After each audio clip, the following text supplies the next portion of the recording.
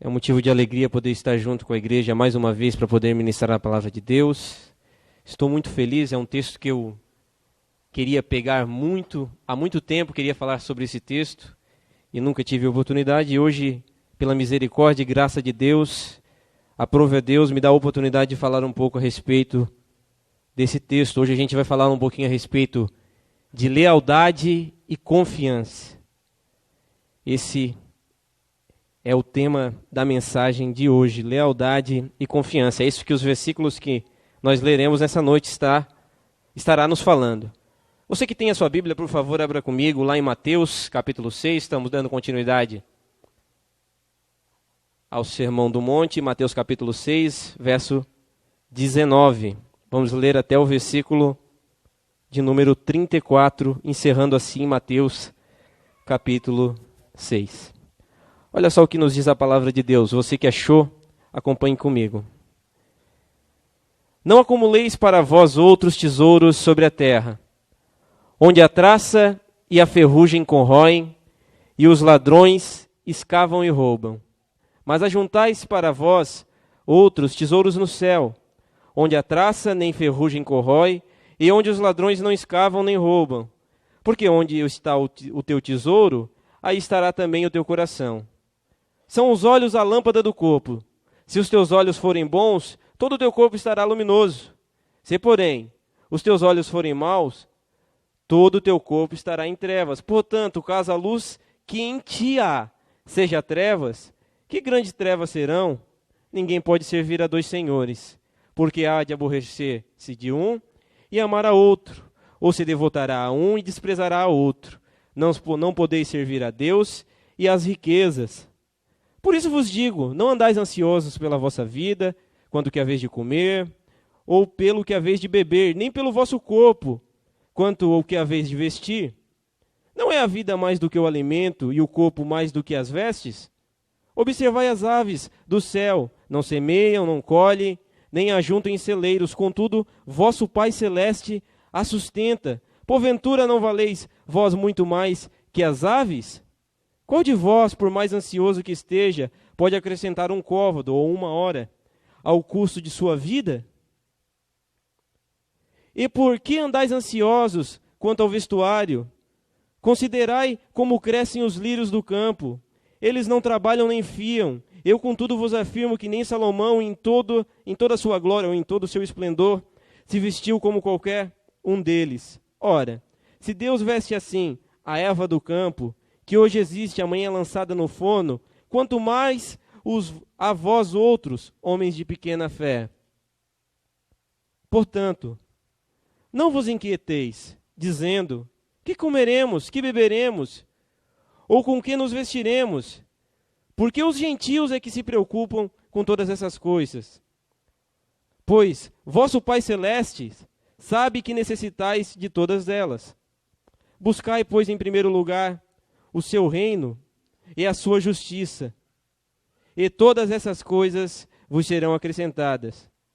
Portanto, não vos inquieteis com o dia de amanhã, pois o amanhã trará seus cuidados. Basta ao dia o seu próprio mal. Vamos orar nessa noite? Senhor, nós te louvamos pela oportunidade de estarmos reunidos com o teu povo. Nós viemos hoje aqui, Senhor, para falar um pouco a respeito de Ti e do Seu reino, Deus. Que cada um que veio nessa noite possa sair daqui alimentado, Senhor. Que todos possam compreender a Tua palavra.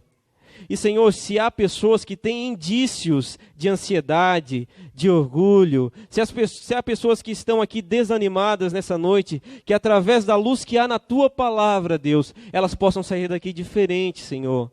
Pois eu creio que a Tua palavra tem poder, Senhor. Eu creio que o Senhor tem poder. Que eles possam sair daqui confiantes em Ti, Senhor. E tudo isso para a glória e louvor do Seu santo nome, em nome de Jesus. Amém e amém. Os irmãos tomais os vossos assentos nessa noite, glorificando a Deus. Meus irmãos, para iniciar essa noite a minha segunda e última participação no Sermão do Monte, permitam-me contar a vocês a história de John D. Rockefeller. John D. Rockefeller, pai, acumulou seus primeiros milhões de dólares aos 33 anos de idade. E aos 43 anos de idade, ele já era dono, ou ele já havia construído o maior monopólio que o mundo já havia visto. A Standard Oil Company. Mas como é que ele estava aos 43 anos de idade? Aos 43 anos de idade, a preocupação e a ansiedade já haviam o pegado. E aos 53 anos de idade, Rockefeller parecia uma múmia, segundo seus biógrafos. Seu estado de saúde emocional estava tão grave na época que ele perdeu os seus cabelos e suas sobrancelhas, e o que lhe restou foi parte dos seus cílios. Quando ele se olhava no espelho, ele via um velho. O trabalho incessante e a preocupação constante, as noites mal dormidas, estavam começando a mostrar suas consequências. Ele era um dos homens, ou o homem mais rico do mundo. Mas devido à sua doença emocional, tinha que viver com uma dieta que até os mais pobres rejeitariam. Ele ganhava aproximadamente R$1 milhão por semana. Mas provavelmente $2 por semana pagariam um alimento que ele podia consumir. Seus biógrafos contam que a única coisa que alegrava John D. Rockefeller era notícias boas a respeito do dinheiro. E eles dizem que quando ele ouvia boas notícias sobre o dinheiro, ele fazia uma dança, jogava seu chapéu no chão e sorria. Mas quando ele ouvia notícias ruins sobre o dinheiro, ele se entristecia muito. Quando ele não lucrava, ele ficava doente. Ele ficava ansioso. Muitos dizem que ele ia para a cama por causa do amor que ele tinha às riquezas. Conta-se uma história de que certa feita ele e seu sócio estavam esperando uma mercadoria de uma embarcação. Porém, eles não haviam assegurado tal mercadoria. E a previsão para aquele tempo, para aquele período, era de que iria acontecer uma grande tempestade. E como eles não haviam segurado, eles correram para fazer o seguro dessa mercadoria. Porém, eles foram surpreendidos, pois o navio chegou a seu ponto sem muitas complicações. Só que o que aconteceu após isso, irmãos? Aconteceu o seguinte, que ele ficou bravo. Ele ficou irado.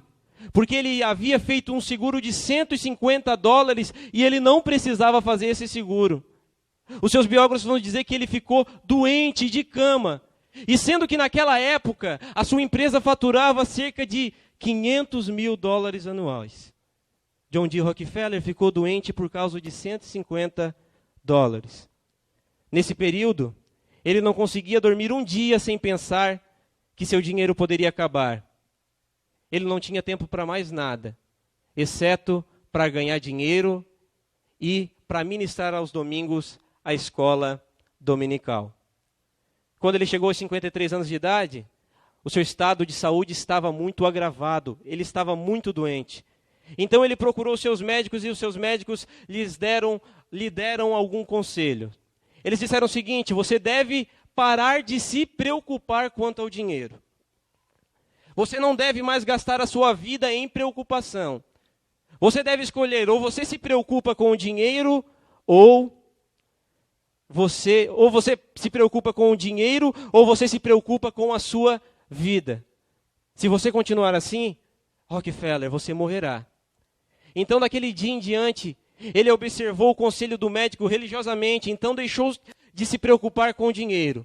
Ele começou a fazer doações. Ele revitalizou universidades. Ele criou institutos para doentes em todo o mundo. Ele descobriu, ou melhor dizendo, ele financiou a descoberta da vacina para a varíola. E daquele dia em diante, John D. Rockefeller nunca mais foi o mesmo. O que eu quero dizer com isso nessa noite, irmãos? O que eu quero falar para vocês nessa noite é que o dinheiro pode acabar se tornando o nosso Deus. Ter dinheiro é bom, mas nós devemos cuidar para que o dinheiro não se torne um ídolo. John D. Rockefeller é um exemplo, é um sinalizador para nós do que o dinheiro pode fazer com uma pessoa. Hoje iremos tratar um pouco sobre esse assunto. Vamos lá para o versículo 19, então, começando aqui, dando início a essa ministração, que nos diz: não acumuleis para vós outros tesouros sobre a terra, onde a traça e a ferrugem corrói, e onde os ladrões escavam e roubam. Vou repetir: não acumuleis para vós outros tesouros sobre a terra, onde a traça e a ferrugem corrói, e os ladrões escavam e roubam. O verso 19 irá nos mostrar duas grandiosas lições. A primeira é o que nós não devemos fazer. E a segunda é o porquê de nós não fazer. Jesus começa dizendo: não acumuleis tesouros na terra. E isso é o que nós não devemos fazer. Essa é uma advertência de Cristo para que os nossos olhos não estejam focados nos lugares errados. É uma relembrança do porquê não devemos depositar nossa confiança e nossa lealdade naquilo que é transitório e passageiro. Pois se assim fizermos, seremos os mais miseráveis de todos os homens, mesmo possuindo toda riqueza e tesouro do mundo. Eu gosto da tradução Almeida atualizada, pois me parece que ela chega mais perto daquilo ou da expressão que é utilizada aqui no original, que segundo Carson é: parem de acumular. E nós vivemos numa sociedade que nós somos doutrinados dia após dia a ter e a acumular. Porque se nós não temos, logo não somos. E se não somos, não existimos para ninguém. E essa sociedade valoriza de forma absurda o quanto eu possuo em contraponto de quem eu sou. Acumular se tornou uma necessidade. E temos diversas justificativas para acumular e ter o que nós não precisamos. Queremos um carro novo? Não porque ele vai me levar em lugares que meu carro mais antigo não me levaria. Mas nós queremos um carro novo simplesmente para satisfazer a opinião alheia. Simplesmente para satisfazer aquilo que os outros falam a meu respeito. E então, muitas vezes a gente entra em prestações infinitas, em carnês tipo Bíblia, que passam o céu, passam a terra, mas os carnês não acabam. E tudo isso só para satisfazer os nossos desejos egoístas. O consumismo tem dominado a nossa sociedade. E esse consumismo tem nos levado a sempre estarmos insatisfeitos, aborrecidos, descontentes, e mesmo quando temos tudo, parece que nunca temos nada. A infelicidade, a ansiedade tem nos dominado, e em nossas vidas tumultuadas e corridas, não há mais espaço para o prazer em Deus, para o prazer no reino de Deus. Mas Cristo nessa noite vem dizer o seguinte: parem, não acumuleis tesouros na terra. Parem, não acumuleis tesouros na terra. Deixem de viver para possuir e vivam por aquele que vos possuiu e lhes deu o reino por herança. Esses devem ser os princípios que devem nortear toda a nossa vida. Eu gosto sempre de pensar em Daniel quando eu falo a respeito de tesouro e de valores eternos. Daniel estava na Babilônia, mas era fiel e leal aos princípios de Israel. E por ser fiel a esses princípios, ele não se prostrou a uma estátua que lhe ordenaram que ele adorasse. O maior tesouro de Daniel não era sua riqueza, não era os tesouros terrenos, não era o seu status social. O maior tesouro de Daniel eram os valores de Israel, o reino de Deus e o próprio Deus. Esses eram os valores de Daniel, e por isso ele não se prostrou diante de uma estátua que lhe mandaram, e por isso ele não adorou uma imagem que não era Deus. Mas infelizmente, nos nossos dias, o dinheiro tem se tornado o nosso Deus. Os tesouros terrenos têm tomado uma ênfase tão grande na nossa vida, que parece que nós sempre estamos prostrados diante deles. Mas qual é o seu tesouro, irmãos? Aonde está a sua riqueza? Na continuidade, o texto vai falar por que não devemos acumular tesouro na terra. O texto vai dizer o seguinte: onde a traça e a ferrugem destroem, e os ladrões escavam e roubam. nós não devemos depositar nossa lealdade e confiança nos tesouros terrenos, pois eles são passageiros e inseguros. A mais bela roupa que o meu dinheiro pode comprar pode ser destruída pelo mofo e pela traça. E isso tem a ver com os tesouros da aparência. Muitas vezes a gente liga tanto para a aparência e se esquece que um dia essa aparência passará. E é disso que Cristo está falando quando ele se refere à traça, quando ele se refere à ferrugem. Eu e minha esposa, um tempo atrás, irmãos, e essa história é um pouco constrangedora, mas eu e minha esposa atrás compramos um guarda-roupa, um roupeiro novo. Nós tínhamos um guarda-roupa mais velhinho, que já estava ali caindo as portas. E aí a gente resolveu comprar um guarda-roupa novo. E então montamos tudo, o guarda-roupa era elegante, cheio de espelho, ali com seus cabides, colocamos as roupas tudo no lugar, bem dobrada, e tudo parecia que estava a mil maravilhas, irmãos. Tudo parecia estar perfeito. Mas de repente nós começamos a notar que o guarda-roupa suava muito. Nós começamos a notar que começou a aparecer alguns pontinhos pretos em todo o guarda-roupa. E quando nós se demos por si, o mofo já tinha tomado conta de grande parte do nosso roupeiro. E isso me fez eu me lembrar o quanto as coisas aqui, por mais belas que elas sejam, o quanto elas são perecíveis. E é sobre isso que o texto está falando. Nós não devemos depositar nossa confiança nos tesouros daqui, porque eles passam, eles são passageiros. Nós não devemos depositar nossa confiança naquilo que um dia irá findar, naquilo que um dia irá acabar. E o texto também falou de ferrugem, irmãos. O que Cristo está querendo dizer com ferrugem aqui? Ele não está se referindo simplesmente à corrosão do metal. Ele está falando da corrosão de toda a matéria. Tudo passa, tudo acaba, tudo deixa de existir. E por fim ele disse que nós não devemos acumular tesouros aqui na terra, porque os ladrões escavam e roubam.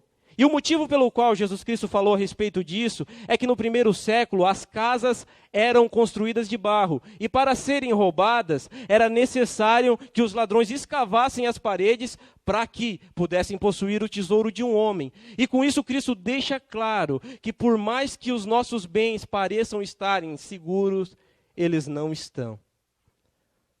Não há segurança nos tesouros daqui. Lutero, falando a respeito desse versículo, ele vai dizer o seguinte: vê que excelente Deus é Mamon, que não tem melhores guardiões e cortesãos em torno de si, senão pura ferrugem e traça. De modo que depois de alguém ter juntado o grande tesouro por muito tempo, eles acabam dilapidados por essa criadagem. De sorte que ninguém que devia fruí-los chega a gozá-los e a ter proveito deles. Não há tranquilidade e segurança nos tesouros terrenos. Na continuidade, Cristo vai fazer o contraponto e vai nos dizer aonde nós devemos acumular tesouros ou ajuntar tesouros.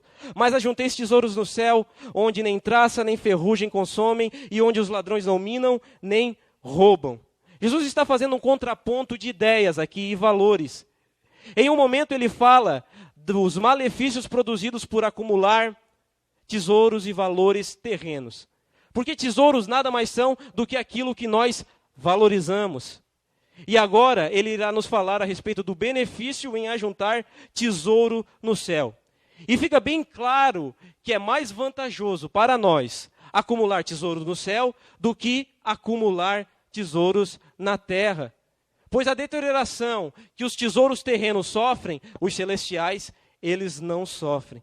Se aqui a ferrugem, a traça, elas corroem os nossos tesouros, lá no céu não há ferrugem, lá no céu não há traça. Se aqui os ladrões roubam, se aqui os ladrões minam os nossos tesouros, lá no céu não há ladrão. Deus é a nossa garantia. E na continuidade, o versículo 21 vai fazer a conclusão entre esses dois versículos, nos dizendo: porque onde estiver o vosso tesouro, ali estará também o vosso coração. Uma coisa que deve ficar bem clara aqui, meus irmãos, é de que Jesus não está combatendo o dinheiro em si. Ele não está proibindo a gente de ter dinheiro ou de ter isso como uma de nossas metas em nossas vidas. O que o texto está querendo se referir a partir da palavra tesouro É sobre aquilo que eu valorizo em primeiro lugar. Pois tesouro nada mais é, como eu já disse, aquilo que eu valorizo, ou aquilo que eu tenho de valor, ou aquilo a quem eu sou leal. Então quer dizer que eu posso ser rico, irmão James? Sim, você pode ser rico. O problema não é ter dinheiro no coração, irmãos. Ou melhor dizendo, o problema não é ter dinheiro, o problema é ter dinheiro no coração. O problema não é possuir dinheiro, o problema é ser possuído pelo dinheiro. O Salmo de número 62, versículo 10, vai dizer o seguinte: se as vossas riquezas aumentarem, não ponhais nela o coração. Paulo, lá em 1 Timóteo, no capítulo 6, versículo 10, ele não diz que o dinheiro é a raiz de todos os males, mas ele diz que o amor ao dinheiro é a raiz de todos os males. Você pode ter na sua vida como uma de suas metas ter dinheiro. O que você não pode fazer de modo nenhum é ter dinheiro como Deus. Porque onde está o vosso tesouro, ali está o vosso coração. Diante de quem você se prostra, isso demonstra a quem você é leal. Se prostrar diante do dinheiro é avareza. E Paulo vai dizer lá em Colossenses capítulo 3, versículo 5, que nós devemos sepultar esse sentimento, porque avareza é idolatria. O crente avarento tem um falso Deus dentro de si, que concorre com o verdadeiro Deus. E me deixa completar aqui, dizendo que ter dinheiro não é problema, o problema é o que eu faço com ele. Tem certas pessoas que são verdadeiras represas, irmãos, tudo para nelas. Deus lhe dá para que elas sejam generosas, mas tudo acaba parando nelas. Elas só pensam nelas, só pensam em acumular para si. Elas são abastadas, mas não se doam ao pobre. Elas são semelhantes àquele homem que via Lázaro comer as migalhas de sua mesa e não ligava. Paulo, em 1 Timóteo, no capítulo 6, após falar que muitos se perdem por causa da riqueza e que o amor ao dinheiro é a raiz de todos os males, ele vai dizer o seguinte: olha, Timóteo, exorta aos ricos que não sejam orgulhosos, nem depositem suas esperanças na instabilidade das riquezas, mas em Deus. E no versículo 18, olha o que ele diz. Ele vai dizer o seguinte: olha, os ricos devem manifestar boas obras, serem generosos e prontos para repartir, acumulando tesouros sólidos no futuro. E por fim, eu vou complementar essa primeira sequência dizendo, diante disso, meus irmãos, o que é tesouro nos céus? O que são os tesouros do céu? E como eu ajunto tais tesouros? A forma que temos para adquirir tais valores está descrito em toda a Bíblia. Em Mateus capítulo 19, versículo 16 ao 30, nós vamos ver a história do jovem rico. E o conselho de Jesus para que ele pudesse ser rico para com Deus era que ele vendesse todos os seus bens que consumiam o seu coração, doassem aos pobres, e assim ele seria rico para com Deus. Mas a questão aqui não é empobrecer para enriquecer. A questão aqui é o quanto eu me dou em prol do outro. E o quanto eu obedeço à ordem de Deus. Deus nos dá, meus irmãos, para que possamos ser generosos com os outros. Assim como Ele tem sido generoso com a gente. Isso me traz à memória as bem-aventuranças. Pois nelas vemos alguns valores serem depositados diante de Deus, e na vida vindoura, esses valores sendo retribuídos pelo próprio Deus. Nos diz as bem-aventuranças, bem-aventurados os puros de coração, valores depositados diante de Deus. Por quê? Porque eles verão a Deus. Eles serão retribuídos por serem puros de coração. Bem-aventurados os mansos, pois eles herdarão a terra. Bem-aventurados os misericordiosos, pois eles receberão misericórdia.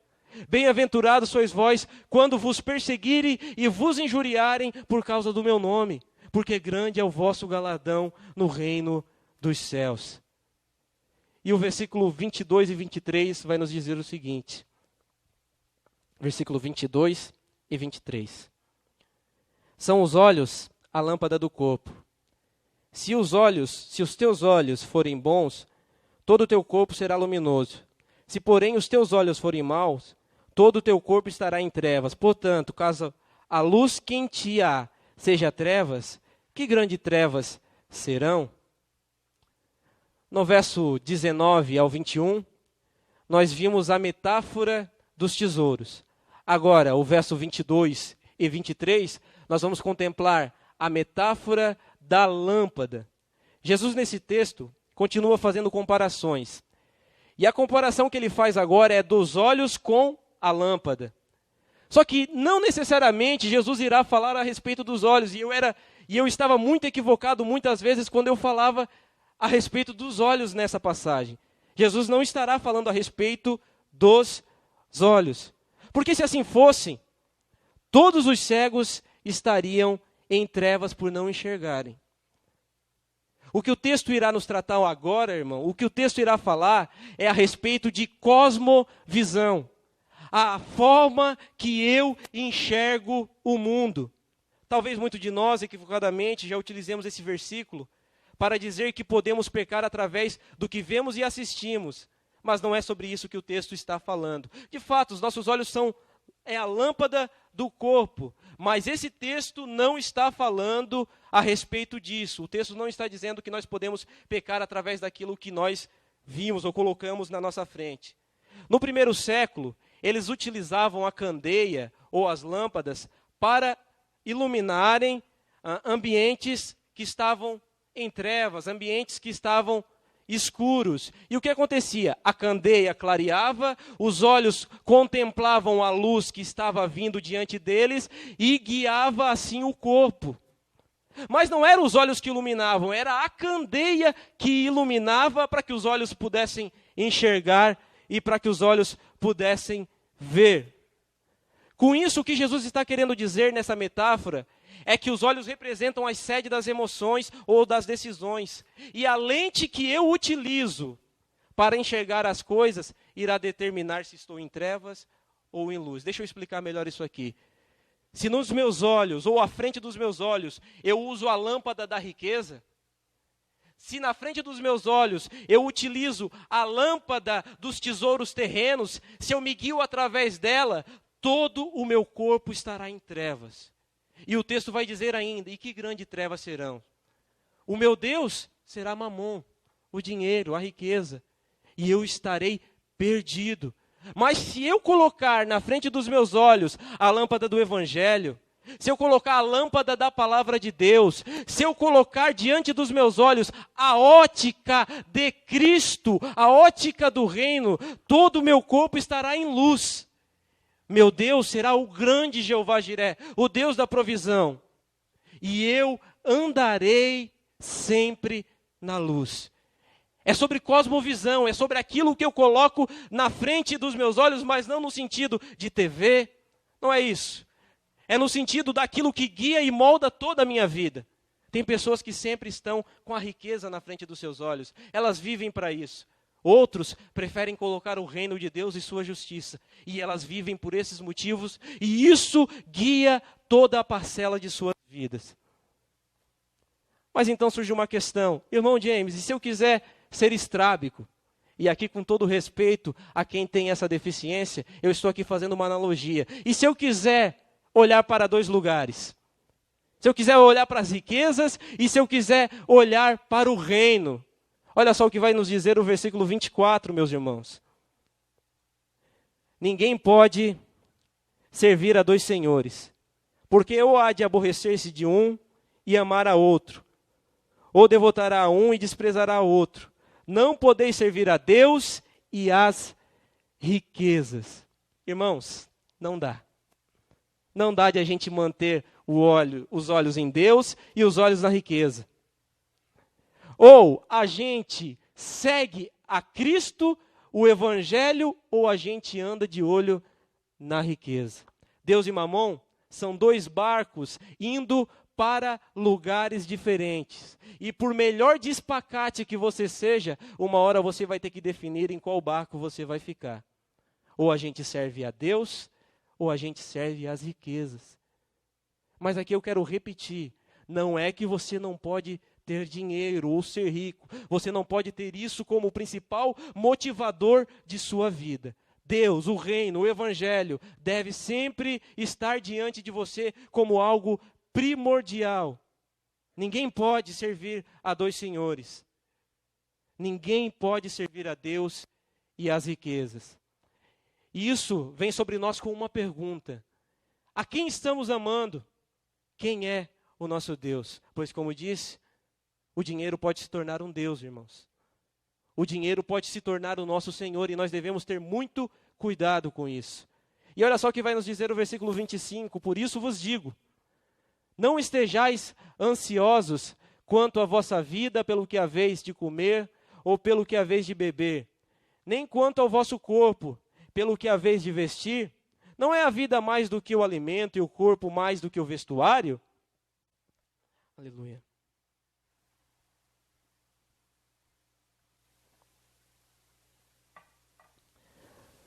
Não é a vida mais do que o alimento e o corpo mais do que o vestuário?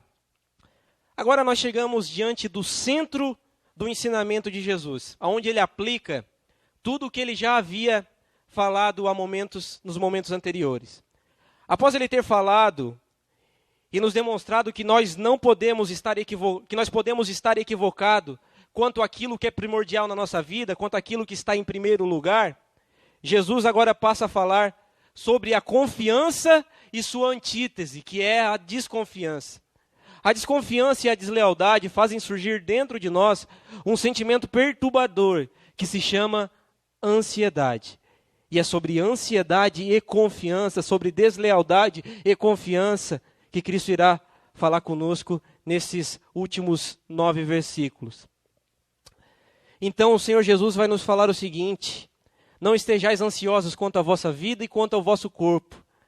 Para quem não sabe, a ansiedade nada mais é do que uma preocupação sem medida. É uma preocupação desenfreada. É um sentimento que nos oprime e que muitas vezes faz com que nós se ocupamos com aquilo que ainda não aconteceu. É uma preocupação, é quando eu me ocupo antes do tempo. E os motivos que o texto nos dá para a ansiedade, os motivos que o texto nos dá para a ansiedade é uma vida centrada nas coisas daqui. Lembra lá dos 3 exemplos anteriores? Olha, nós não devemos amar os tesouros na terra, nós não devemos colocar diante dos nossos olhos a lente da riqueza, e nós também não devemos ter mamon como Deus. Se nós fizermos tudo isso, automaticamente o que a gente vai receber em troca é ansiedade. Quando Cristo menciona vida e corpo nessa passagem, o que Cristo está nos trazendo à memória são as coisas mais importantes para o homem do seu tempo. Para que houvesse vida, era necessário que houvesse comida e bebida. Para que houvesse corpo para o homem do tempo de Jesus, era necessário que ele tivesse vestes e um lugar para se deitar. Só que o texto diz o seguinte: olha, vocês não devem estar ansiosos quanto a essas coisas. Vocês não devem estar ansiosos quanto ao corpo e quanto à vida. Por que vocês não devem estar ansiosos? Porque o corpo e a vida são objetos do próprio Deus e são maiores do que o alimento e bebida e comida, e são maiores do que as vestimentas. E se Deus lhes deu o corpo, que é muito mais difícil, se Deus lhes deu a vida, que é muito mais difícil, será que Ele não pode dar o alimento, que é muito mais fácil? É sobre isso que o texto está dizendo. Se Deus tem a capacidade de nos dar, irmãos, a vida, se Deus tem a capacidade de nos dar o corpo, cujo qual nenhum homem tem essa capacidade, que é muito mais difícil, será que Deus não pode nos dar o alimento, a comida, a bebida e a vestimenta? Será que Deus não pode providenciar para nós tudo o que a gente necessita? Não há motivos para desconfiarmos de Deus. Na continuidade, Cristo vai nos relembrar o quanto Deus tem sido providente através das obras da criação. Versículo 26 e 27 vai nos dizer o seguinte. Versículo 26 e 27. Observai as aves do céu, não semeiam, não colhem, nem ajuntam em celeiros. Contudo, vosso Pai Celeste as sustenta. Porventura, não valeis muito mais do que as aves? Qual de vós, por mais ansioso que esteja, pode acrescentar um côvado ou um dia ao curso de sua vida? A criação mostra o quanto Deus tem sido providente. As aves do céu, elas não semeiam, elas não ajuntam em celeiros, nós fizemos tudo isso. Mas Deus tem demonstrado sua providência a esses animais desde o início da criação. Nunca faltou nada para as aves. Nunca faltou nada para elas. E se Deus tem a capacidade de alimentar as aves do céu, Cristo nos pergunta nessa noite, será que nós não valemos muito mais do que elas? Será que nós não valemos muito mais do que as aves do céu para o Senhor? E se nós valemos, o que nós devemos fazer é confiar nele, de que ele tem a capacidade de trazer a nós, ou melhor dizendo, de que ele tem a capacidade de fazer com que nós possamos correr atrás do alimento. Porque é isso que o Senhor vai fazer, ele vai nos dar força para que nós possamos trabalhar. Ele vai nos dar força para que nós possamos buscar o alimento. E tudo isso faz parte da obra da providência de Deus. Deus providencia o alimento para as aves e também providencia para nós também o alimento e a bebida. Meus irmãos, isso não quer dizer que a gente nunca vai estar preocupado. O que o texto está dizendo é o seguinte, olha, comida e bebida não podem ser a preocupação principal de vocês. Comida, bebida, alimento, veste, não pode ser a preocupação principal de vocês. A preocupação principal de vocês deve ser o reino de Deus e sua justiça. De fato, nós vamos passar por algumas preocupações na vida, mas elas não podem ter em nossas vidas lugares de destaque. Nós devemos confiar no Senhor. O texto ainda vai nos dizer qual de nós, por mais ansiosos que estejamos, podemos acrescentar 1 hora ou um côvado à nossa vida. Com isso, Cristo deixa bem claro, a ansiedade, ela não resolve nada. Por mais ansioso que eu esteja, isso não vai resolver nada na minha situação, na minha vida. Cristo nos convida essa noite, irmãos, a confiarmos nele. De que ele é poderoso para providenciar para nós, através de seu poder, comida e bebida, assim como ele providencia para as aves do céu. Na continuidade ainda vamos estar falando a respeito da providência de Deus na criação, versículo 28, 29 e 30. Olha só o que vai nos dizer. Versículo 28, 29 e 30. E por que andais ansiosos quanto ao vestuário? Considerai como crescem os lírios do campo. Eles não trabalham nem fiam. Eu, contudo, vos afirmo que nem Salomão em toda a sua glória se vestiu como um deles. Ora, se Deus veste assim a erva do campo, que hoje existe e amanhã é lançada no forno, quanto mais a vós, homens de pequena fé.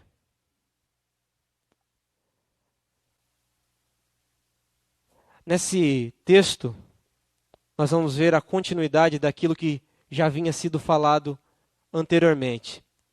Cristo nos manda olhar para a sua criação, mais uma vez. Cristo nos manda olhar para o lírio dos campos. E o lírio aqui não era simplesmente uma flor, mas era uma erva que brotava em toda a planície de Israel.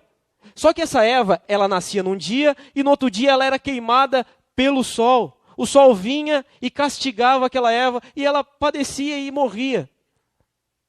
E Cristo ainda vai dizer que nem Salomão em toda a sua glória se vestiu como essas ervas, como o lírio do campo.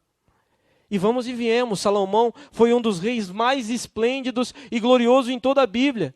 A Bíblia vai chegar a dizer que no reino de Salomão, no reino ou no período de esplendor do reinado de Salomão, prata era como pedra. Mas Cristo vai afirmar, olha, Salomão não se vestiu como os lírios. É Deus quem veste os lírios. É Deus quem faz isso. É Deus que é providente para essas plantas que nunca pegaram uma agulha na mão, que nunca tiveram para si a melhor lã, mas mesmo assim, Deus as veste com mais glória e esplendor do que o próprio Salomão. E depois Cristo vai falar, e se Deus veste assim, as ervas do campo, que hoje brotam, amanhã são lançadas no forno ou no fogo, que hoje brotam e amanhã secam, não vestirá a vocês, homens de pequena fé? Nesse momento, Cristo identifica a raiz do problema, o porquê muitas vezes nós não recebemos. É porque muitas vezes nós vivemos uma vida de desconfiança. Nós somos homens de pequena fé. Nós não confiamos que Deus pode trazer para nós a sua providência, que Deus pode trazer para nós pão e veste. Muitas vezes nós somos homens de pequena fé. Muitas vezes nos falta confiança. Nesse momento, então, Cristo mostra tudo, ou a centralidade desses 9 versículos, que é a confiança e a desconfiança. Meus irmãos, se Deus veste os lírios do campo, será que Ele não pode vestir a nós também, seus filhos? Se Deus teve a capacidade de enviar seu Filho, Jesus Cristo, para morrer por nós, em nosso lugar, o Deus Todo-Poderoso, Cristo, será que Deus não vai fazer aquilo que é mais simples, que é as vestes? Nós devemos confiar no Senhor. Não há motivo para nós desconfiarmos de Deus. Versículo 31 e 32, irmãos. Olha só o que nos diz.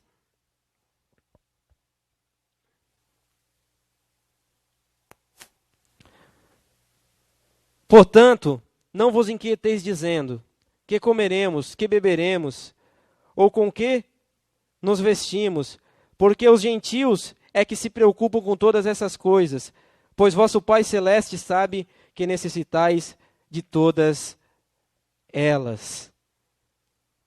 Aqui nós vemos uma ordem do Senhor Jesus, e a ordem é o seguinte: portanto, não vos inquieteis. Portanto, não precisa se apavorar.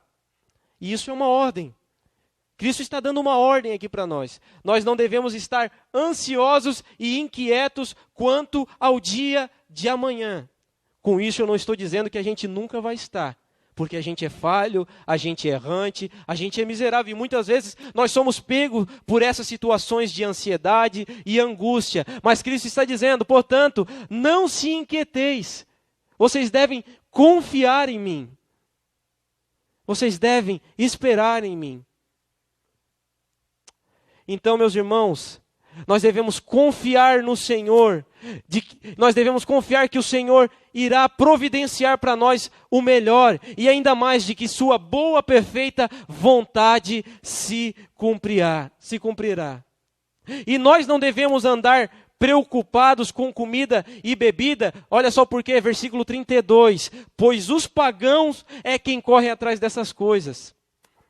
Nós não devemos se preocupar com comida, bebida e vestimenta, porque quem se preocupa com isso são as pessoas que não têm um Deus verdadeiro como nós temos. Nós temos aonde ou um lugar a quem nós podemos socorrer. Nós temos uma pessoa, ou melhor dizendo, um Deus que pode nos socorrer. Os pagãos, eles não têm paz porque correm atrás dessas coisas. Os pagãos não têm paz porque o Deus deles é Mamom. E Mamom, ele paga sempre os seus servos com ansiedade, com infelicidade, com tribulação. Mamom paga os seus servos com isso, mas nós temos o Deus verdadeiro a nosso favor. Nós temos a quem recorrer, irmãos. Os ímpios correm atrás de tudo isso e nunca alcançam paz. O que precisamos fazer, então, irmãos, é confiar, e aqui eu repito, é confiar no Senhor. E o Senhor é poderoso para providenciar a nós, antes mesmo que as palavras nos saiam à boca. Lembra lá daquilo que o irmão Dorival falou para nós no último culto? Deus é poderoso, Ele sabe o que nós necessitamos antes mesmo que as palavras nos saiam à boca. Nós temos a quem recorrer, por isso devemos confiar e orar. E aí, por que não dizer, por que não falar a respeito da oração do Pai Nosso? Sim, nós devemos confiar e dizer, ó Pai, Pai Nosso, que que estais no céu, santificado seja o teu nome, venha o teu reino, seja feita a tua vontade, assim na terra como no céu. Primeiro nós adoremos e dizemos: Senhor, venha teu reino, o teu reino está em primeiro lugar. Senhor, o teu reino é vital e central na minha vida. Senhor, eu quero o teu reino, eu quero ao Senhor. Primeiro nós adoramos, confiamos e dizemos isso. E depois nós dizemos: Senhor, diante de todas essas coisas, dai-nos hoje o pão de cada dia. E após tudo isso, nós devemos confiar que Deus é poderoso para ouvir as nossas orações, de que Deus é poderoso para ouvir o nosso clamor. E mais uma vez eu vou repetir, irmãos, nós devemos confiar no Senhor. O Salmo de número 125 vai nos dizer: os que confiam no Senhor são como os montes de Sião, que não se abalam, mas permanecem para sempre.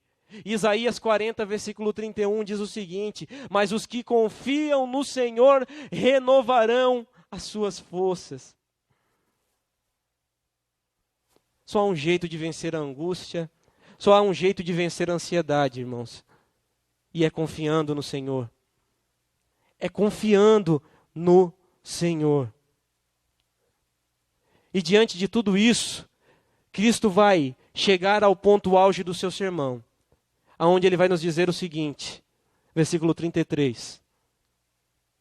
Buscai, pois, em primeiro lugar o seu reino e a sua justiça, e todas essas coisas vos serão acrescentadas.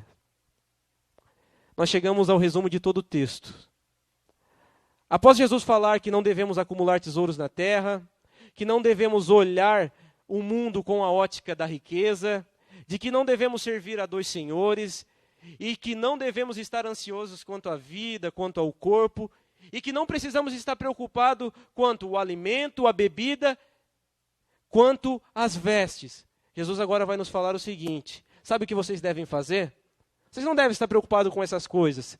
Isso não deve ocupar em primeiro lugar a vida de vocês. Sabe o que vocês devem fazer? Vocês devem buscar o reino.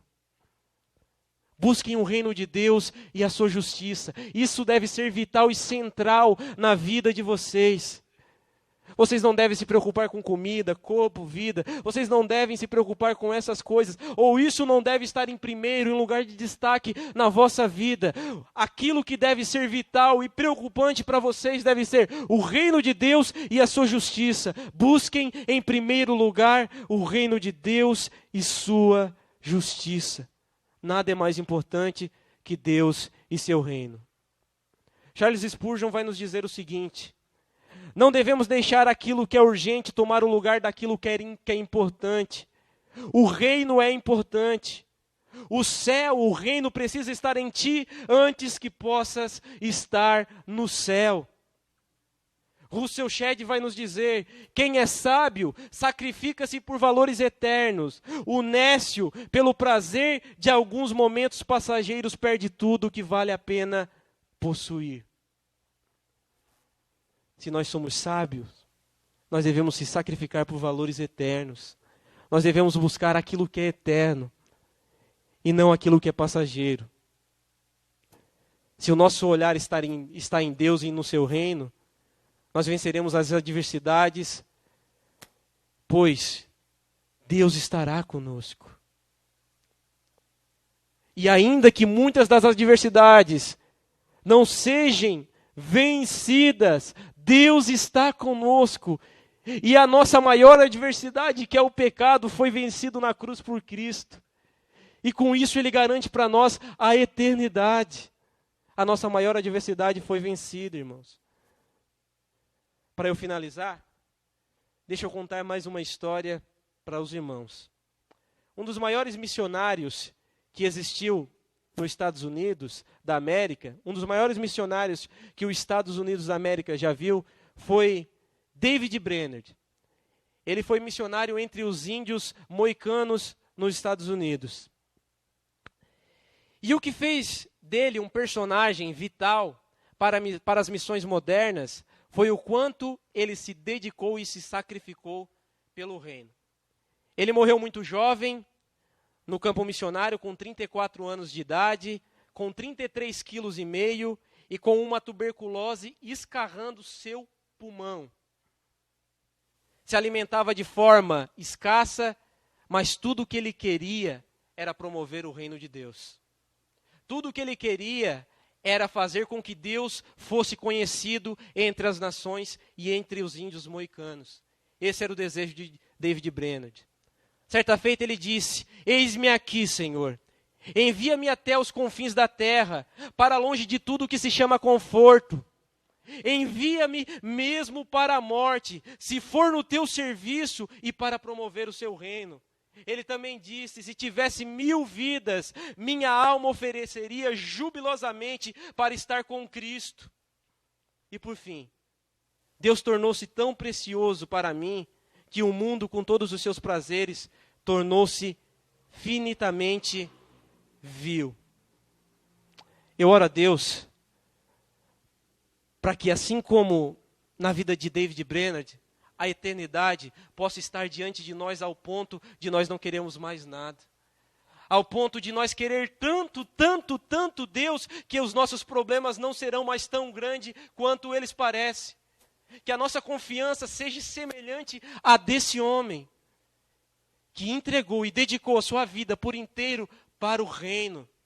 Irmãos, Deus nos convida a buscar, em primeiro lugar, o reino de Deus e sua justiça. E ele ainda termina dizendo: e essas migalhas, essas coisas mínimas, esses probleminhas, porque isso que são os nossos problemas diante de Deus, migalhas, eles não são nada, vos serão acrescentadas. Eu vos acrescentarei. Sabe como é que pão, bebida, comida, veste é acrescentada ao servo de Deus quando ele se preocupa em primeiro lugar com o reino? Foi Cristo que disse: buscai em primeiro lugar o reino de Deus e sua justiça. E essas migalhas, mais uma vez, e esses probleminhas pequenos que vocês têm, fiquem tranquilo, eu resolvo, eu garanto. Cristo garante para nós pão e comida. Cristo garante pão, bebida, comida e veste para nós.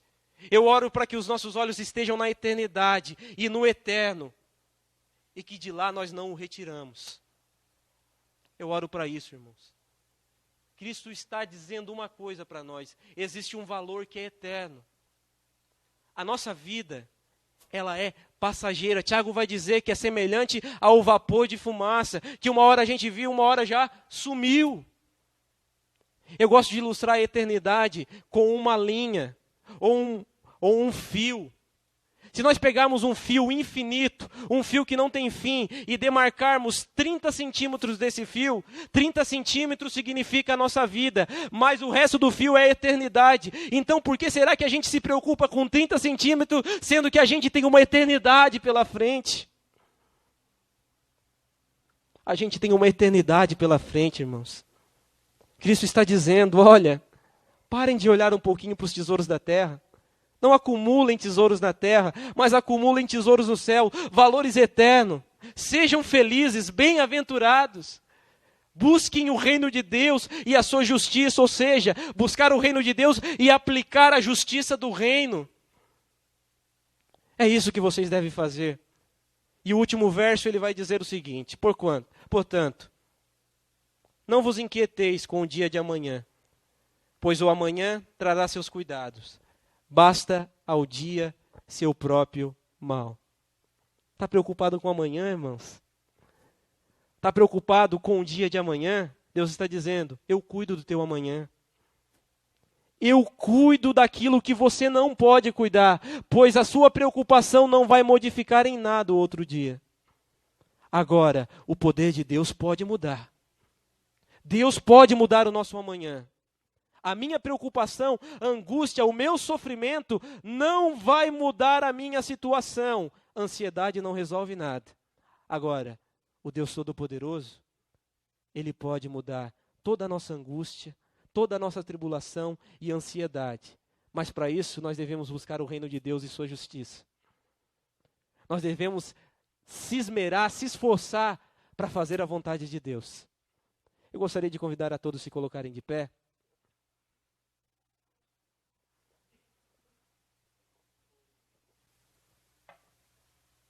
Aleluia.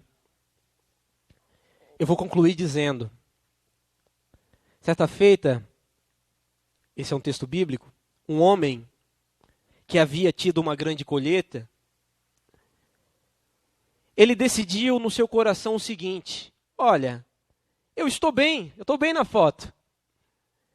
Tudo está certinho. Sabe o que eu vou fazer? Eu não tenho mais nem lugar onde guardar os meus grãos. Eu vou destruir esses celeiros e vou fazer celeiros novos.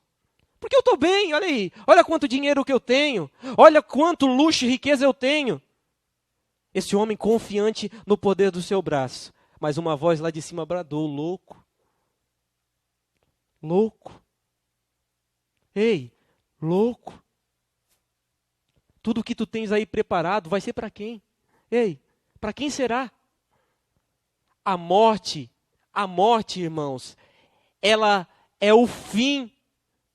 Ela é o fim para aqueles que simplesmente viveram para adquirir tesouros. Mas ela é o começo para aqueles que um dia se esmeraram em adquirir tesouros celestiais, valores celestiais. A morte não deve nos amedrontar. Ela é aquilo que nos faz chegar mais próximo do Criador. Meus irmãos, vamos orar nessa noite? Senhor, eu te louvo por tudo que o Senhor me deu para falar com a tua igreja, por cada uma das palavras que saiu da minha boca, Deus, pois eu tenho a plena convicção de que foi o Senhor que colocou elas aqui, Pai. Senhor, tu és tão grande, poderoso, santo, maravilhoso. Nós queremos o teu reino, Senhor. Nós almejamos o teu reino e a tua justiça. A tua igreja almeja isso, Deus. Mas, Pai, eu quero te pedir nessa noite. Existem pessoas, Senhor, que entraram aqui nessa noite e elas não conseguem dormir, Senhor. Elas têm dificuldade para dormir. Elas estão angustiadas, muitas delas entraram em dívidas, problemas, em desgraças familiares, muitas delas perderam entes queridos. Senhor, eu não sei, mas eu sei que Tu és o Deus da provisão. Eu sei que Tu és Jeová Jiré, o Deus da provisão.